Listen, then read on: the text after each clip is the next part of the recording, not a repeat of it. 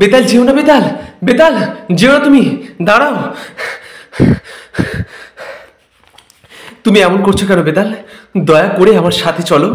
সন্ন্যাসী শান্তশীল তার কাছে তোমায় নিয়ে যেতে বলেছেন। আমি তো বললাম মহারাজ, আমি আপনাকে একটি করে গল্প শোনাবো এবং গল্প শেষে আপনাকে একটি প্রশ্ন করব। প্রশ্নের সঠিক উত্তর দান করলে আমি আবার গাছে গিয়ে ঝুলে পড়ব। আর এটা জেনেও যদি আপনি ভুল উত্তর দান করেন, তাহলে সেই মুহূর্তে আপনার মাথা ফেটে চৌচির হয়ে যাবে।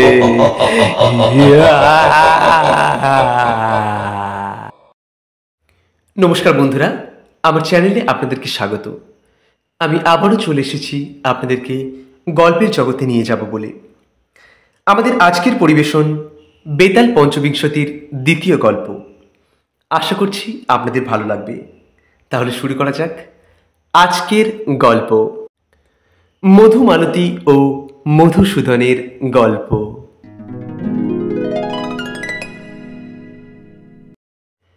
বহুদিন পূর্বে জয়স্থল নামে একটা ছোট্ট গ্রাম ছিল।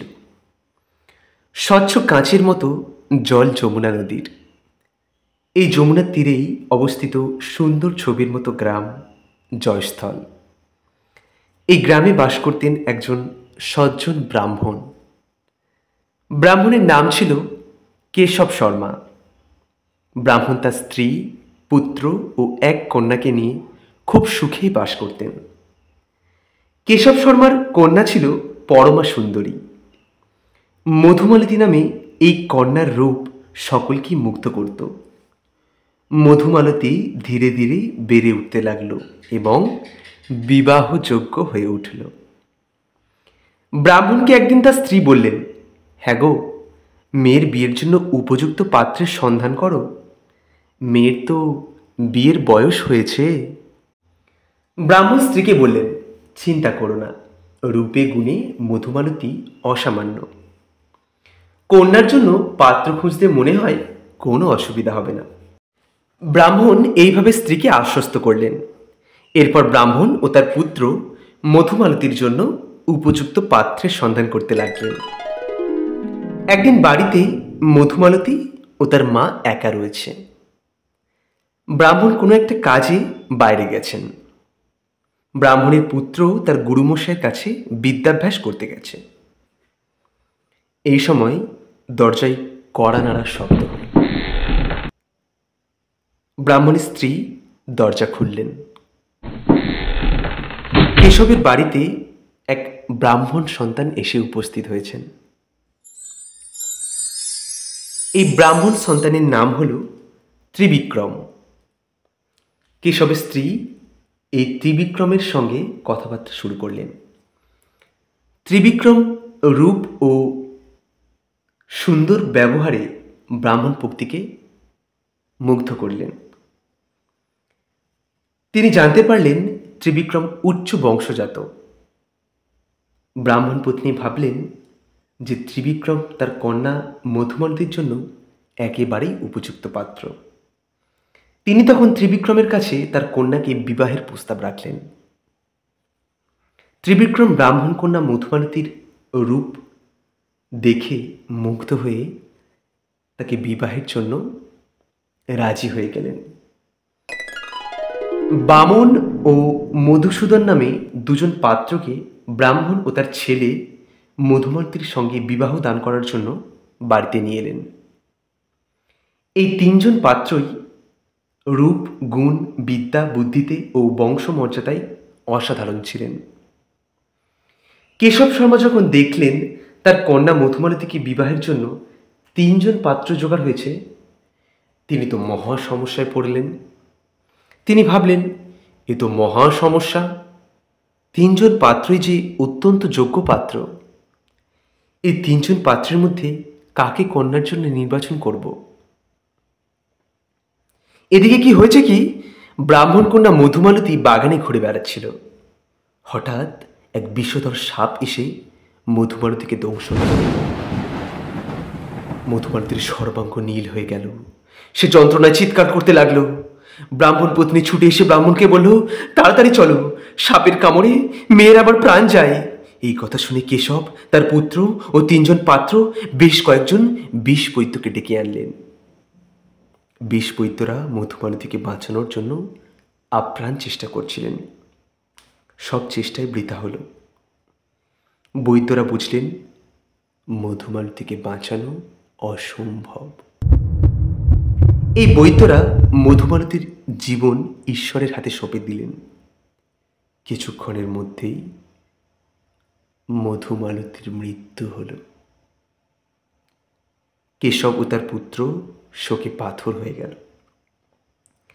এইসব সত্ত্বেও কেশব, তার পুত্র ও 3 জন পাত্র মধুমালতীর দেহ শ্মশানে নিয়ে গিয়ে দাহ করলেন। 3 জন পাত্র মধুমালতীর শোকে বিলাপ করতে লাগল।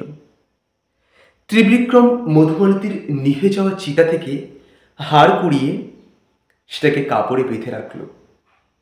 এরপর সেই কাপড় নিজের ঘরের এক কোণে রেখে দিয়ে মনের দুঃখে দেশে দেশে ঘুরে বেড়াতে লাগল।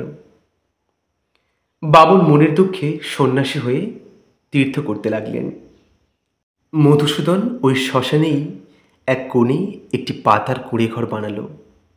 এরপর মধুমালতীর চিতা থেকে ছাই জড়ো করে কুঁড়ে ঘরে এনে তা দিয়ে যোগাভ্যাস করতে লাগল। একদিন বামন তীর্থ ঘুরতে ঘুরতে অত্যন্ত ক্লান্ত হয়ে এক ব্রাহ্মণের বাড়িতে এসে উপস্থিত হল। ব্রাহ্মণ তখন বামনকে বলল, আপনি আমার অতিথি, এখানেই আপনি অন্ন গ্রহণ করুন।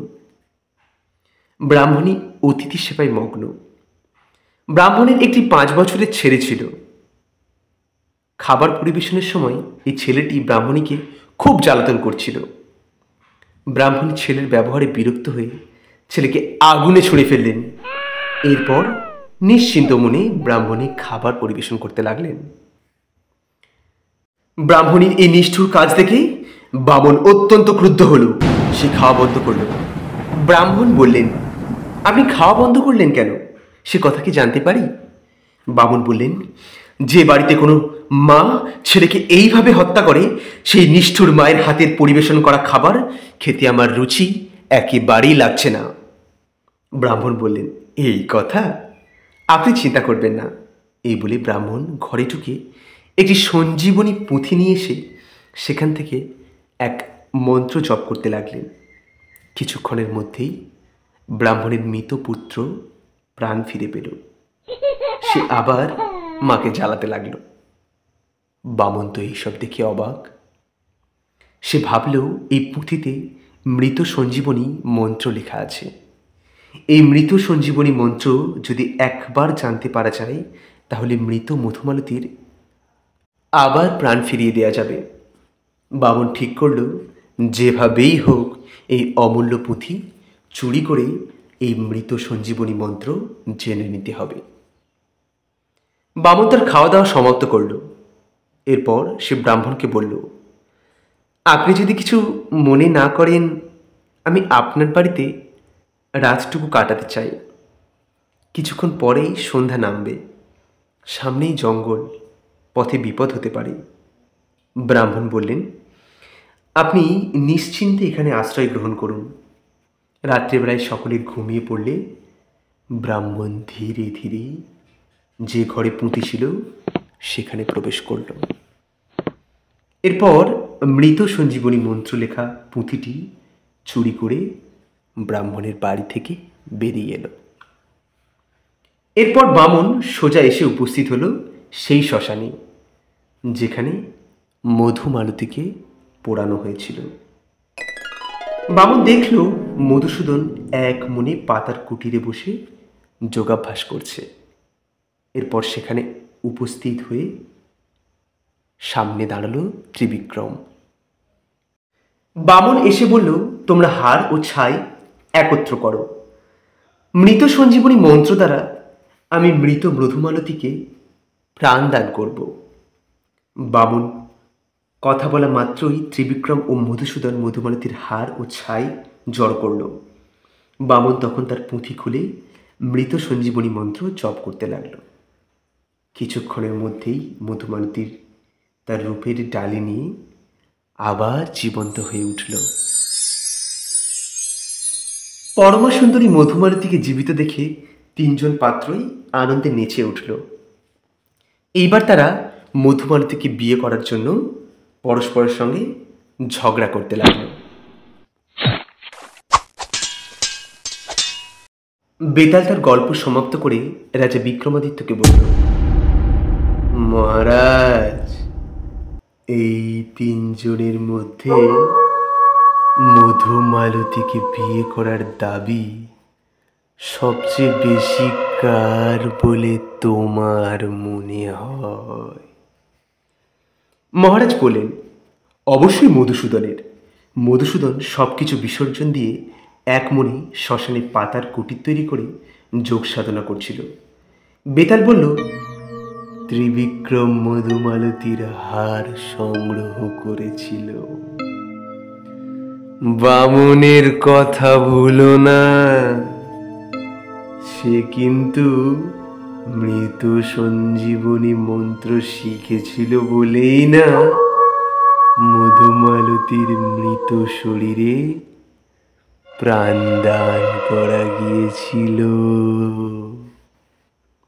বিক্রমাদিত্য বললেন, মধুমালতীর হাড় সংগ্রহ করে ত্রিবিক্রম ছেলের কাজ করেছিল। বামন মৃত মধুমালতীর শরীরে প্রাণদান করে তার পিতার দায়িত্ব পালন করেছিল। ছেলে বা বাবার ভূমিকা পালনকারী মানুষের সঙ্গে কোনো মেয়ের বিয়ে কোনো দিনই হতে পারে না। মধুসূদন পাতার কুটির রচনা করে শ্মশানে বসে মধুমালতীর জন্য অপেক্ষা করেছে। মধুমালতীর যোগ্য পাত্র মধুসূদন। বেতাল মহারাজের উত্তর শুনে অত্যন্ত খুশি হয়ে আবার শ্মশানে ফিরে গিয়ে গাছে ঝুলে রইল। বিক্রমাদিত্য ছুটে ছুটে গিয়ে বেতালকে গাছ থেকে নামিয়ে আবার কাঁধে করে নিয়ে চলতে শুরু করল। তো বন্ধুরা, আমরা দেখলাম রাজা বিক্রমাদিত্য কিভাবে অত্যন্ত সুন্দরভাবে এই প্রশ্নের উত্তর দিয়ে বেতালের মন জয় করে নিল ঠিকই, কিন্তু তাকে সাথে করে নিয়ে যেতে পারল না। আবারও বেতালকে কাঁধে করে নিয়ে রাজা বিক্রমাদিত্য চলতে থাকলো বেতালের গল্প। বেতালের বলা গল্পগুলি জানতে হলে চোখ রাখতে হবে পরের এপিসোডগুলিতে। তো আজকের মতো এখানেই, দেখা হচ্ছে পরের গল্পগুলিতে। নমস্কার।